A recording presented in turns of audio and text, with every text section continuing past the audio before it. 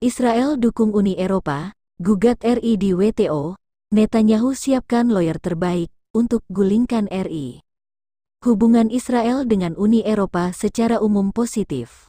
Dalam bidang ekonomi, walaupun terpengaruh oleh konflik Israel-Palestina dalam bidang politik. Secara khusus, Israel memandang deklarasi UE mengenai konflik Israel-Palestina selama 4 dekade. Uni Eropa sendiri kali ini sedang bersengketa dengan Indonesia perihal nikel. Jika ekonomi Eropa alami hambatan, tentu saja hal ini bisa merembet pada Israel. Maka dari itu Netanyahu selalu menunjukkan dukungan penuhnya pada sekutunya tersebut. Dalam sidang WTO saja, tentu kita sudah menakar kemana arah dukungan Israel. Sementara itu, pemerintah dalam hal ini Kementerian Perdagangan, Kemendak, buka-bukaan perihal Uni Eropa yang tidak terima.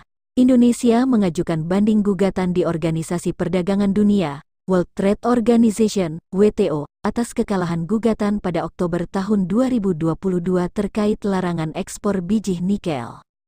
Staf khusus Menteri Perdagangan Bidang Perdagangan Internasional Bara Hasibuan menegaskan bahwa Uni Eropa seharusnya menghormati Indonesia terkait putusan RI untuk mengajukan banding gugatan di WTO. Staf khusus Menteri Perdagangan Bidang Perdagangan Internasional Bara Hasibuan menegaskan bahwa Uni Eropa seharusnya menghormati Indonesia terkait putusan RI untuk mengajukan banding gugatan di WTO.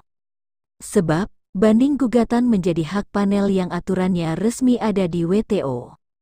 EU tidak suka kita banding, mereka anggap keputusan pertama itu kita harus patuhi.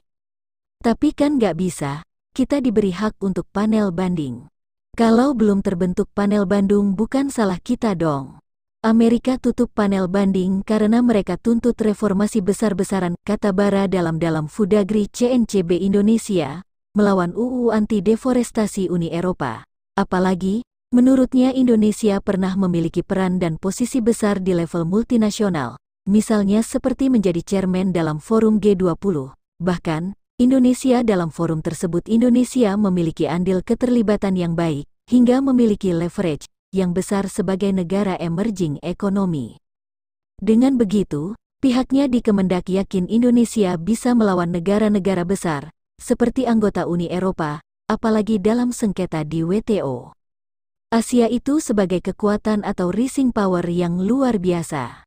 Indonesia memiliki populasi besar keempat di dunia. Itu juga harus diperhitungkan. Jelasnya, pihaknya sendiri di Kemendak mengaku juga terus melakukan langkah-langkah demi kesejahteraan komoditi lokal di pasar luar negeri, seperti mengajukan keberatan UU EUDR di forum multilateral, hingga mencari dukungan negara-negara yang juga terdampak kebijakan tersebut. Kami di Kemendak siap lakukan langkah-langkah yang diperlukan, termasuk dengan WTO, kita cari jalan paling tepat, pungkasnya.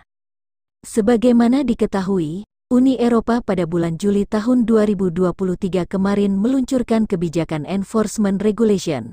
Kebijakan itu merupakan suatu konsultasi dari stakeholders, baik pemerintahan di negara-negara Eropa, maupun industri pengguna biji nikel dari Indonesia.